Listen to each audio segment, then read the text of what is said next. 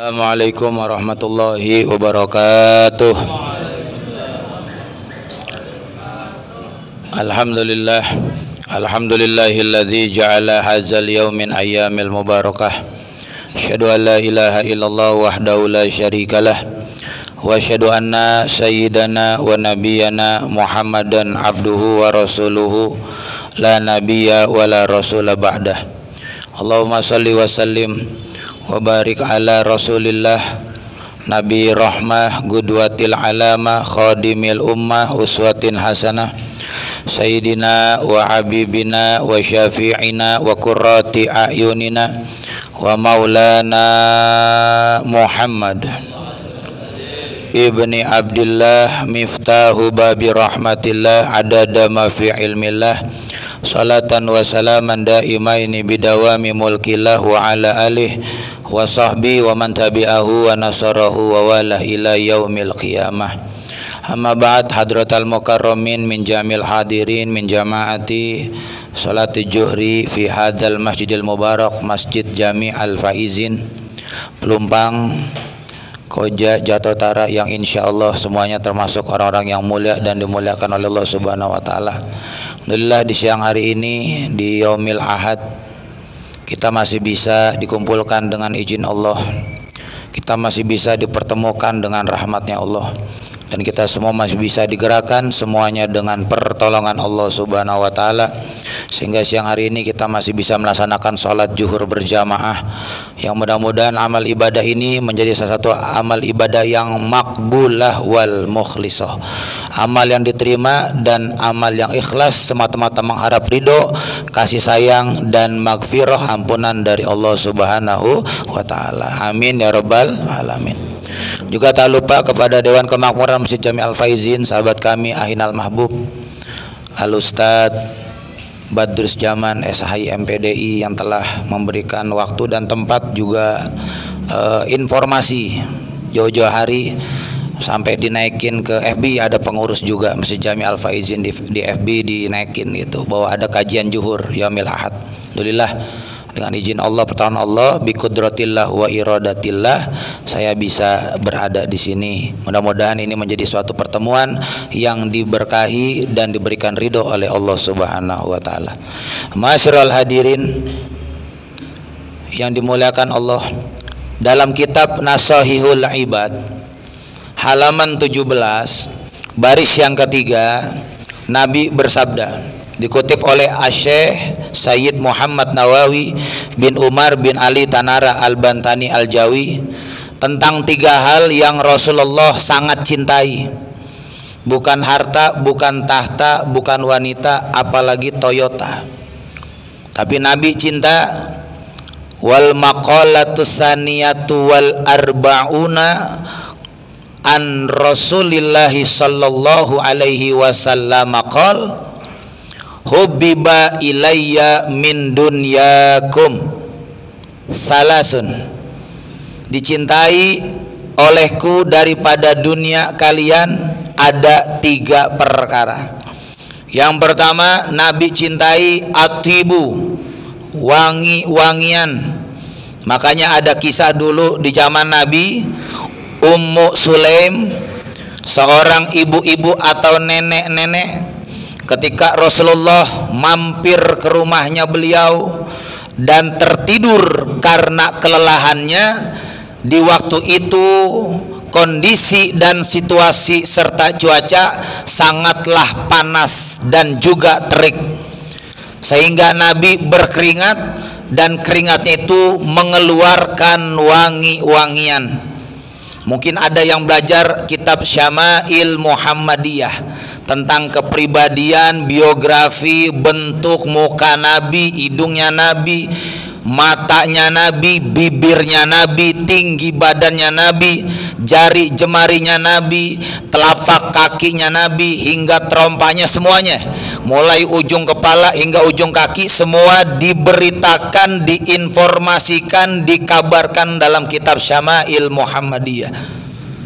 Maka ketika Ummu Sulaim itu masaklah, kalau di kita masak, Nabi tertidur di ruang depan, mengeluarkan keringat karena panasnya cuaca pada saat itu Ummu Sulaim radhiyallahu taala anha wa ardoha bingung.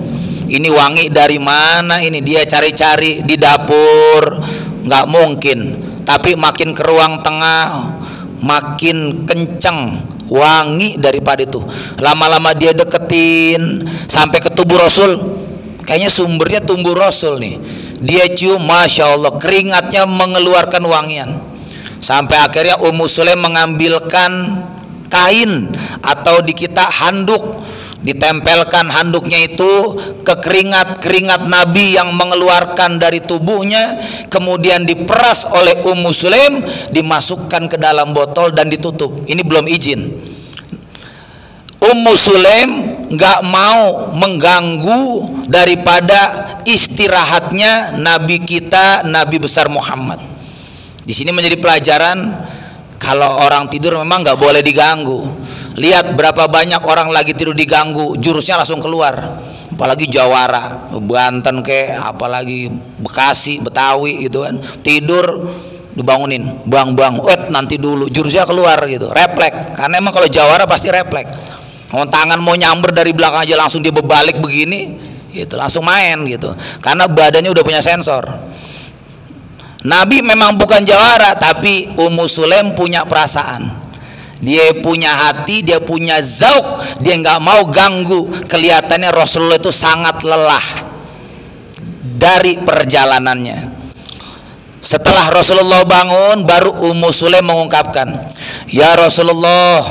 "Iya, ada apa Ummu Sulaim?" "Tadi, iya tadi kenapa?" "Tadi, iya tadi saya kan tidur." "Iya tadi saya mau izin."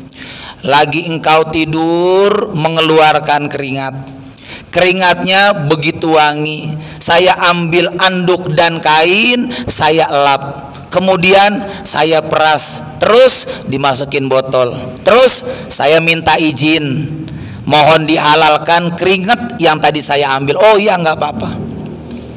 Di situ menjadi pelajaran, kalau mengambil sesuatu barang apapun kepada orang lain, kita itu harus izin. Minimal kalau kita nggak izin pada saat itu, minimal kita ngomong di waktu yang lain. Kalau kita kan enggak, ada mangga lewat aja, udah biarin aja lah. Mau barang subat apa, yang penting bini gua hamil, ngidam, biarin dah. Padahal ngeri juga, bini ngidam ngambil mangga curian, anggaplah mangga nggak izin, kan jatuhnya nyuri juga. Walaupun Ustadz itu kan di tengah jalan gitu, apalagi di dalam pekarangan. Ya, kalau mau adabnya kayak Tuan Syekh Abdul Qadir Jailani, biar di luar pun secara fikih mah boleh. Batas daripada pagar ini ada mangga nih, mangganya keluar nih, rantingnya berbuah. Yang di jalan milik jalanan, milik orang itu izinnya yang di dalam pagar gitu secara fikih. Tapi kalau mau apik, mau warok, mau dia itu udah jadi anaknya wali atau darahnya punya sir-sir kewalian, orang soleh, mutakin, sobirin, syakirin, zakirin, termasuk mustagfirin, itu kalau bisa minta izin juga. Walaupun sebenarnya yang punya mangga pun akan bilang, wah timbang mangga ini nggak apa-apa. Tapi di situ punya penilaian bahwa sesuatu milik orang lain, walaupun sedikit, kita harus izin. Diizinkan sama Rasul, disimpan. Maka akhirnya menjadilah dasar saat ini, kalau orang mau ibadah, pakailah wangi-wangian. Ke dalam masjid jangan sampai kaos, baju, koko, gamis, sarung, segala macam baunya 7 rupa, baunya aur-auran. Orang baru masuk, "Pak izin." "Wih, bau apa nih?" "Kenapa?" "Baunya kayak bau bedeng gitu kan, kayak bau tukang pacul nih, kayaknya abis ngecor tuh pakai molen begitu ya." Karena keringatnya langsung nyamber, apalagi AC. Maka kita harus bawa baju ganti untuk ibadah. Itu yang pertama, atibu. Yang kedua, Rasulullah adalah an-nisa'u, wanita. Wanita memang secara hadis banyak penghuni neraka, namun wanita pun yang menjadi surga ada di bawah telapak kakinya. Bahkan kita semua, seorang pemimpin pun lahirnya dari seorang ibu. Mau tidak mau, suka tidak suka, kita kita akui, walaupun ada hadis penghuni neraka banyaknya wanita, tapi jangan lupa surga kita pun ada di bawah telapak kaki wanita, yaitu orang tua kita yang perempuan, ibu. Al jannatu tahta aqdamil ummahat. Maka wajar ketika seorang pemuda izin sama Rasulullah, ya Rasul, saya mau berjihad perang. Rasulullah nanya cuma satu doang, masih punya orang tua? Masih. Lengkap, pulang. Bahasa orang muleh, bahasa kromo inggil wangsul, pulang sana. Pulang ngapain? Birrul walidaika, bakti sama orang tuamu. Pemuda bingung, orang tua masih lengkap dua-duanya, pilih mana nih prioritas yang paling pertama? The first-nya siapa? Kepada siapa ya Rasul? Ummuka, ibumu. Summa ya Rasul, kemudian ya Rasul ummuka, ibumu. Summa ya Rasul ummuka, ibumu. Summa ya Rasul abuka, ibu sampai 3 kali, bapak cuma sekali. Makanya wajar surga di bawah telapak kaki ibu, itu udah pantas sesuai, karena bakti kita kepada orang tua yang perempuan harus 3 dibanding yang bapak. Walaupun nanti ketemu ayat ar-rijalu qawwamuna 'alan nisa, seseorang nggak bakalan jadi anak kalau enggak saham daripada bapaknya yang nitipin, bapaknya yang nyemprotin, ibunya yang mupukin sampai gede ya. Makanya kalau anak durhaka sama kedua-duanya udahlah dijamin nerakanya, bukan dijamin surganya.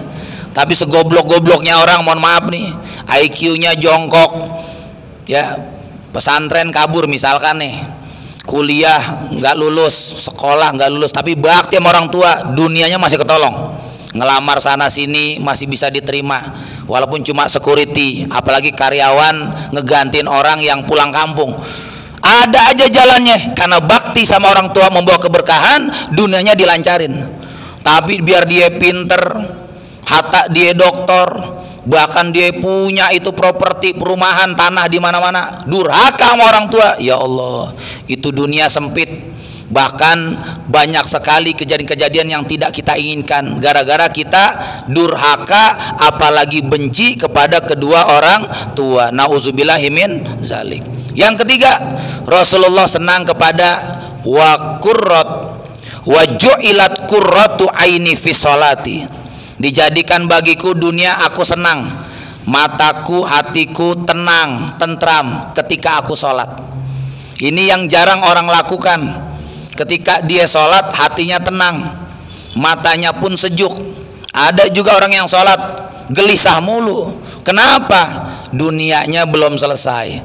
Orang kalau sholat dunianya rame, tinggalin dulu dunia. Sebenarnya orang belajar sholat ninggalin ketika panggilan, belajar meninggal sebenarnya. Ada panggilan Allah nih, kita tinggalin, padahal warung lagi rame, lapak lagi penuh, itu dagangan lagi laku, kita tinggalin, karena nanti kita nggak bakalan bawa apa-apa kecuali panggilan dari Allah. Mentingin mana engkau, dagangan, jualan apa Allah? Maka sebenarnya kita sholat pun itu lagi belajar mati, belajar kita ninggalin dunia sebelum dunia ninggalin kita.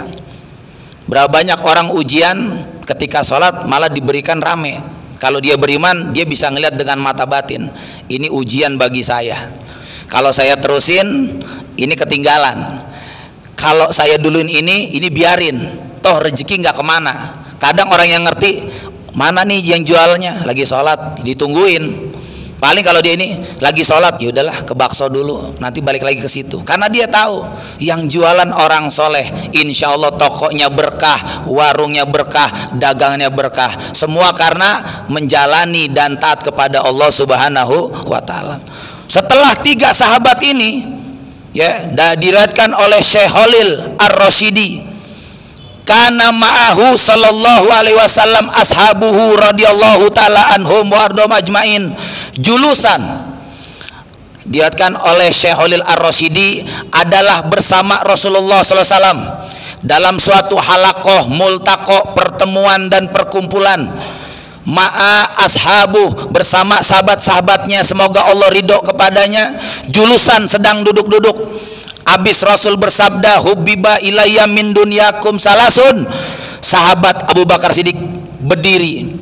Sodakta ya Rasulullah, benar yang kau katakan wahai Rasul, aku juga dicintai dunia ada 3. Hubbiba ilayya minad dunya salasun. Ini yang menjadikan sunnah Rasul, sunnah sahabat yang 4 itu bisa menjadi dasar. Karena ada hadis yang Rasul yang lain, alaikum bisunnati wa sunnati khulafair rasyidin al mahdiyin, yang artinya atas kalian wahai sahabatku, wahai umatku, wahai tabi'in, wahai tabi'ut tabi'in, atas kalian sunnah-sunnah dariku Nabi Muhammad, dan atas kalian sunnah-sunnahnya khulafair rasyidin al-mahdiin, yang 4 orang khalifah al-mahdiin. 4 orang itu mendapatkan hidayah, petunjuk dari Allah Subhanahu wa taala dan dari saya. Seperti itu. Sahabat Abu Bakar Siddiq, sodakta ya Rasulullah, hubbiba ilayya minad dunya salasun. Yang pertama, an-nazaru ila wajhi Rasulillah sallallahu alaihi wasallam. Yang kedua, wasani wal infaqu malan ala Rasulillah sallallahu alaihi wasallam.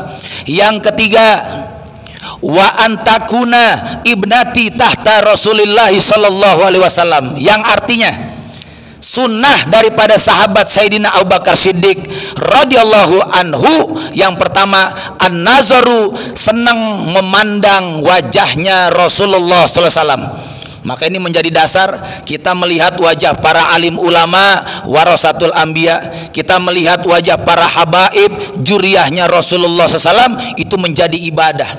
Bahkan orang dia yang memandang wajah ulama, wajah habaib, terkadang terkena sinarnya.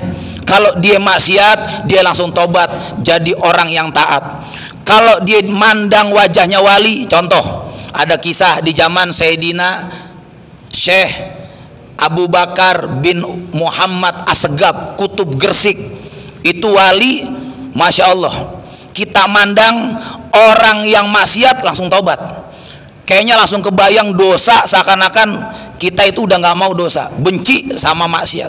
Kita baru ngelihat langsung tobat tuh, bergeder, langsung ketakutan, khauf akan nerakanya Allah, khauf akan siksaannya Allah. Jadi wali, kalau wali udah tinggi banget makam, nggak perlu ceramah kayak saya. Itu mabok yang nokip-nokip neraka itu nggak perlu.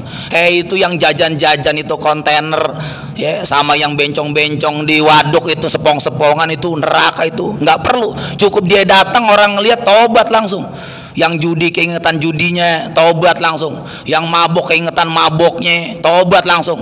Yang nokip ngelinting keingetan nokip ngelintingnya, tobat langsung. Karena apa? Wali yang udah tinggi, wajahnya pun mengeluarkan nurnya Allah, nurnya Rasulullah sallallahu alaihi wasallam. An-nazaru ila wajhi Rasulullah sallam. Yang kedua, wa infaqu malan ala Rasulillah sallallahu alaihi wasallam. Mau berinfak, mengeluarkan harta atas perjuangannya Rasulullah sallallahu alaihi wasallam, Sayyidina Abu Bakar Siddiq.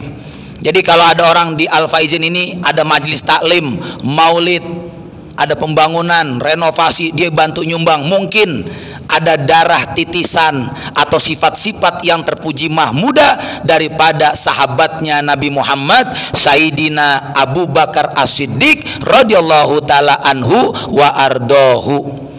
Yang ketiga, wa antakuna ibnati tahta Rasulillah sallallahu alaihi wasallam. Artinya, ada kepada diriku anak perempuanku bernama Siti Aisyah Ar-Ridho radhiyallahu taala anha wardoha, tahta, aku jadikan di bawahnya Rasulullah. Maknanya aku berikan putriku pada Rasul supaya bisa dijadikan istri. Jadi Rasul itu kepada Aisyah nggak minta. Ya kalau kita kan berawan kan ngelengos-ngelengos, miring-miring. Cang, itu siapa Cang? Cewek Cang, kenapa? Geboy bener itu, iya kan? Anak siapa Cang? Cangcing gitu, nanya dulu. Nah Rasulullah mah ditawarin, ya Rasul saya punya putri, tolong dinikahkan biar ada hubungan, supaya saya bersama engkau di dalam surganya Allah Subhanahu wa taala. Akhirnya terjadi kejadian Rasul meninggal, sebelahnya Abu Bakar Siddiq, sebelahnya lagi Umar bin Khattab. Bagi orang yang udah pernah haji umroh, pernah ngintip tuh ada lobongan, ada bolongan, bukan lobongan ya. Ada bolongan 2 tuh.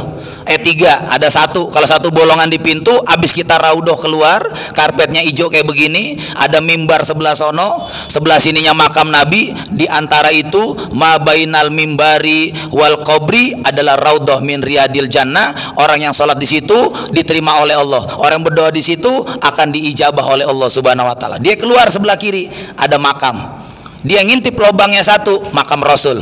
Ada lobang 2, 1 pintu, makam sahabat. Siapa? Abu Bakar As-Siddiq dan Umar bin Khattab. Akhirnya kejadian, sebelum ke sorga pun udah dibuktikan di dunia, dia selalu bersanding, bahkan langsung dimakamkan di sampingnya Sayyidil Wujud ala kulli maujud, yaitu Rasulullah Nabi Muhammad sallallahu alaihi wasallam. Sallu ala Sayyidina Muhammad.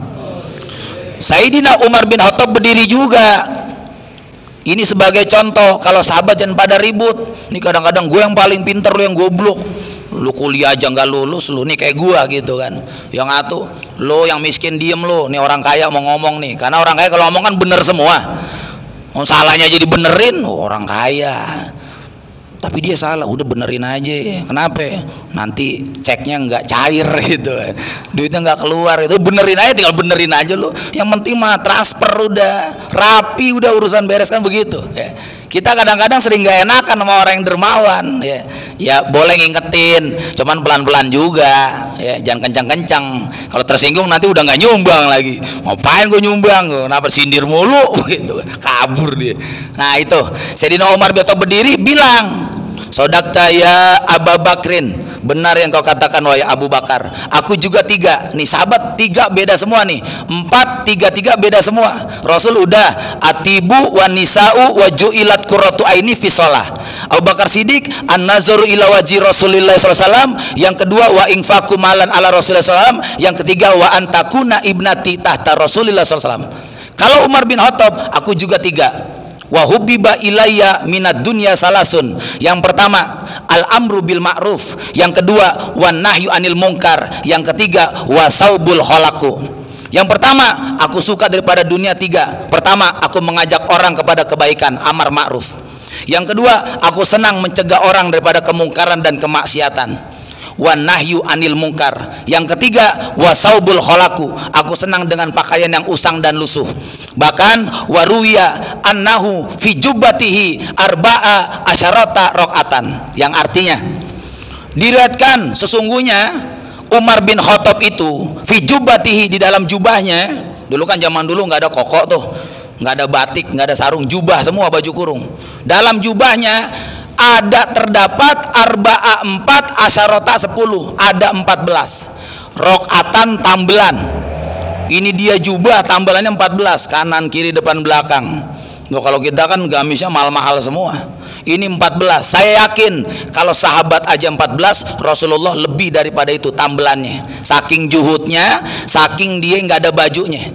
Nah kalau kita kan sekarang kebalik, lemari dipenuh-penuhin, baju apa aja ada, mulai baju partai sampai baju marbot ada semua ya. Kumpulin sana sini buat gonta-ganti. Kadang-kadang ke masjid ganti-ganti.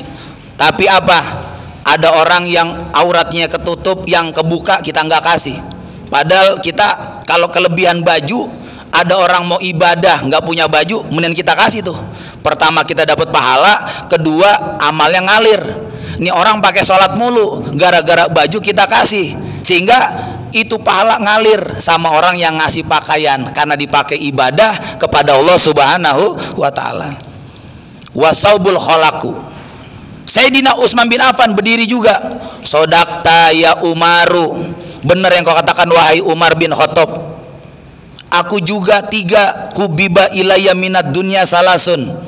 3 dari Utsman bin Affan. Yang pertama, aku suka mengenyangkan orang yang lapar, ngasih makanan.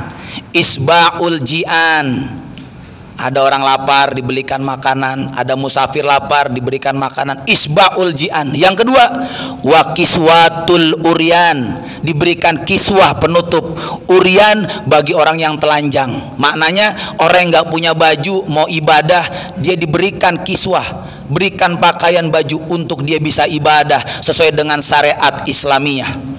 Yang ketiga, watilawatul Quran, dan membaca Al-Qur'an. Itu sunnah daripada Utsman bin Affan. Bahkan dikatakan waruya annahu, sesungguhnya Utsman bin Affan fi raqataini, di dalam sholat yang 2 rakaat itu menghatamkan Quran. Berarti kalau 2 rakaat anggaplah di malam hari nih, dalam kitab itu sih tahajud, malam hari 2 rakaat, 2 rakaat hatam. Berarti 1 rakaat sekali baca itu Utsman bin Affan 15 juz. Saya yakin kalau itu dipraktekkan di Al-Faizin, itu jamaah kayak kaki udah begini tuh. Ya, yang stroke langsung diangkut ke koja gitu kan. Ya, yang asam urat bukan cuman asam uratnya, ketek-ketek asam semua, sampai muka juga asam ya kan. Udah asam uratnya, mukanya asam juga. Karena gue yakin yang punya darah tinggi langsung kumat itu ya. Yang stroke pada aduh hancur-hancuran. 15 juz, bayangin. Di sini baca sabis marobikal aja mungkin ada yang komplain, panjang bener lu pakai hal ataka hadisul gosia, tinggal pakai inna atau inakal kausar aja gitu ya. Kebanyakan pengen yang pendek-pendek ya. Tapi nggak apa-apa, itulah umat kita. Nanti ketemu hadis fal yukhafif, kalau sholat ringanin, jangan berat-beratin. Lu lihat tuh di belakang, kata hadis nih ya, kalau pernah lihat tilai juga, lu lihat tuh di belakang ada kayak kakek, ada anak-anak ya. Kalau lu kelamaan kayak kakek bisa stroke tuh, bisa mati di tempat itu ya kan. Tuh anak-anak tuh bisa teriak-teriakan aminnya sebelum waktu. Kita kan walad dolin, dia baru idina siratal mustaqim, amin, iya karena budu amin gitu kan. Saking kenapa imamnya kesuwen, kelamaan, lama-lama dilemparin tuh sama mik tuh ya. Sama hadro dilemparin tuh, dumbuk dilemparin, markis dilemparin, udah kata imam udah gue jual aja keluar batang udah gitu. Sallu ala sayyidina Muhammad. Nah, keempat, Sayyidina Ali bin Abi Thalib berdiri juga. Sodakta ya Utsmanu, benar yang kata Utsman, aku juga 3. Nah, Ali bin Abi Thalib agak keras, agak tegas, agak galak lah. Makanya terkenal kalau pernah dengar cerita Sayyidina Ali bin Abi Thalib pernah nebas orang gara-gara nggak percaya sama Nabi. Udah datengin aja tuh sama Ali. Lu datang ke Ali bilang, emang Muhammad Nabi? Sayyidina Ali langsung ngeluarin pedang doang. Apa tadi ente bilang? Emang Muhammad Nabi, Rasul? Oh begitu, del, putus langsung, kelar, kelamaan gitu. Ya, cuman jangan dipraktekin di sini Indonesia ya. Nanti bisa kena pasal pembunuhan, jangan ya. Ngomong aja penjara, ya. Apalagi nebas orang. Ya. Sallu ala sayyidina Muhammad. Ya. Yang pertama, hubbiba ilayya minad dunya salazun. Yang pertama, Sayyidina Ali bin Abi Thalib senangnya al khidmatu lid dhaif, membantu orang yang lemah, doif. Jadi ada orang kelemahan, biasanya senang tuh sama fuqara wal masakin. Ali bin Abi Thalib suka tuh, suka makan, gabung sama orang masakin, miskin, sama orang fuqara, fakir, aitam, anak yatim, suka tuh, suka deket. Makanya dia kedekatan sama orang bawah, menjadikan dia punya perasaan dan ikatan emosional. Chemistry-nya kencang sama wong cilik, sama orang-orang di bawah grassroots. Yang kedua, wasaumu fisoif, dan berpuasa di waktu yang terik dan panas. Orang biasanya kalau panas mendingan nggak puasa. Kita kalau Ramadan yang kita cari apa? Mudah-mudahan mendung hujan. Kenapa? Seharian tidur ya kan. Ya biar nggak sholat mendung. Kenapa? Enakan selimut gitu. Ya jam 8 udah tidur, bangunnya asar ya kan. Nggak sholat asar bangun ngabuburit. Keliling waduk Islamit sampai rumah langsung tanah merah. Kenapa? Beduk maghrib ya kan. Belinya di mana? Lapangan Kobra ya kan gitu. Aduh, tanah merah hikmah. Sallu ala sayyidina Muhammad ya. Ya al waktu ya wasaumu fi saib. Yang ketiga, Sayyidina Ali bin Abi Thalib sunnahnya adalah wadorbu, memukul, lil a'dai, bagi musuh-musuh, bisaif, dengan pedang. Nah kita pernah dengar cerita pedangnya Sayyidina Ali cagak 2 begitu, namanya Julfaqor. Nggak cuman itu, pedangnya banyak yang lain. Ini menunjukkan Sayyidina Ali itu nggak pernah tega kalau Islam dihina, nabinya juga dilecehkan, dinistakan. Maka akhirnya untuk ketegasan Umar bin Khattab juga tegas, termasuk Imam Ali atau Sayyidina Ali bin Abi Thalib. Wadorbu lil a'dai bisaif. Jadi cakep semua urutannya, nuntun semua udah kayak syair. Kalau Utsman make nun semua. Isba'ul ji'an wa kiswatul uryan wa tilawatul Quran. Kalau seandainya Umar bin Khattab, al-amru bil ma'ruf wa nahyu anil munkar wa saubul khalaqu. Kalau Imam Ali bin Abi Thalib make fa semua. Saif, doif, kemudian soifi, ya. Al-khidmatu lid-dhaif wa saumu fi saif wa darbu lil a'da'i bisaif. Masya Allah. Mudah-mudahan kita mau milih yang mana silahkan. Yang mampu aja dah.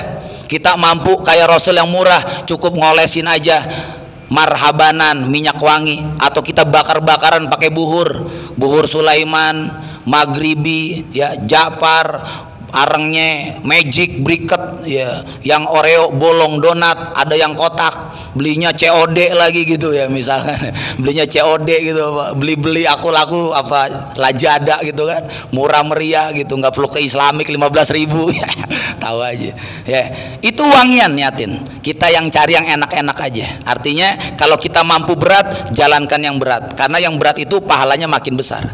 Yang ringan boleh saja, pahalanya pun menyesuaikan dengan keringanan usaha yang kita kerjakan. Mudah-mudahan jamaah mendapatkan ilmu yang manfaat dunia akhirat. Kita semua kita doakan, yang sedang sakit Allah berikan kesembuhan, yang sudah sehat Allah tambahkan, yang punya masalah diberikan penyelesaian jalan keluar, yang udah kerja Allah berikan keberkahan. Mudah-mudahan yang jomblo dipertemukan, ya, yang duda dipertemukan, yang duda kita doain ketemu janda, amin. Ya, yang janda ketemu duda, amin. Yang gadis ketemu ustadz, amin. Ya ustadz rakus bener, milihnya virgin. Ya, mudah-mudahan jamaah selalu diberikan kesehatan lahir batin, diberikan kekuatan untuk istiqomah dalam ibadah, baik ibadah yang muamalah duniawiyah maupun ibadah yang hablum minallah daripada ukhrawiyah. Al-Fatihah.